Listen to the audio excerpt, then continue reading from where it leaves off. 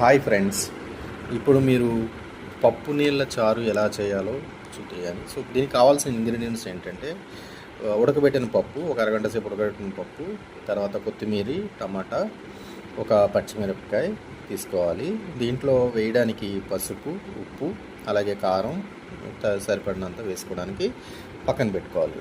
దీన్ని ఎలా చేయాలి ఇప్పుడు మనం అంటే కనుక, ఇప్పుడు ఈ పప్పు ఉడకబెట్టిన పప్పు, ఈ నీళ్ళు ఆ నీళ్ళే, పప్పు ఉడకబెట్టిన నీళ్ళే. మీరు చూసుకుంటే కనుక కావాల్సినంత ఇంకా కావాలనుకుంటే కొంచెం ఎక్కువ నీళ్ళు తీసుకొని ఇలా టమాటాని దాంట్లో పిసికి కంప్లీట్గా పూర్తిగా అయ్యేంత వరకు పిసిక్కొని ఉంచుకుంటే దాంట్లో పెడితే కనుక పిసికిన టమాటా అంతా కూడా కొంచెం టేస్టీగా ఉంటుంది.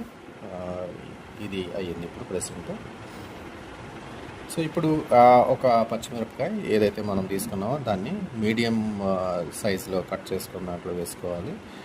తర్వాత ఇప్పుడు ఏదైతే మనం కొత్తిమీర తీసుకున్నామో దాన్ని కూడా దీంట్లో వేసుకోవాలి.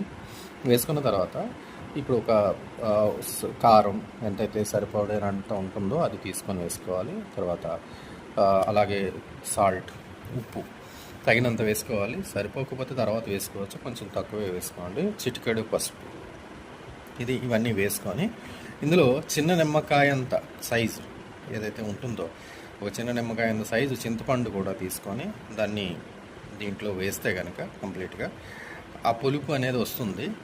ఈ పులుపుని ఓవర్కమ్ చేయకుండా ఉండడానికి మనం బెల్లం వేసుకుంటాం. చూస్తున్నారు కదా, ఈ సైజు చింతపండు అయితే సరిపోతుంది. దాంట్లో వేసుకొని దాంట్లో ఇప్పుడు బెల్లం నేను చెప్పినట్టుగా కొంచెం మనకి మరి ఎక్కువ బెల్లం వేసుకుంటే బాగా తీపి అయిపోతుంది. ఇంతవరకు సరిపోతుంది, వేసుకుంటే సరిపోతుంది. తర్వాత దీనిని మనం స్టవ్ వెలిగించి దాని మీద పెట్టుకొని మరగబెట్టుకుంటే సరిపోతుంది. చూడండి, ఇంకా మనం ఇవి నేను పక్కన పెట్టుకున్నాను. మళ్ళీ పప్పు కొబ్బరి చేయడానికి, ఫ్రై చేయడానికి వెలిగించి పెట్టుకున్న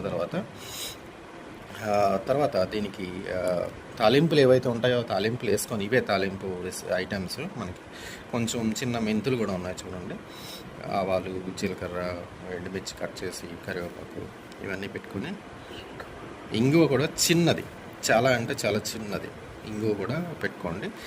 ఆయిల్ వేసి వేరే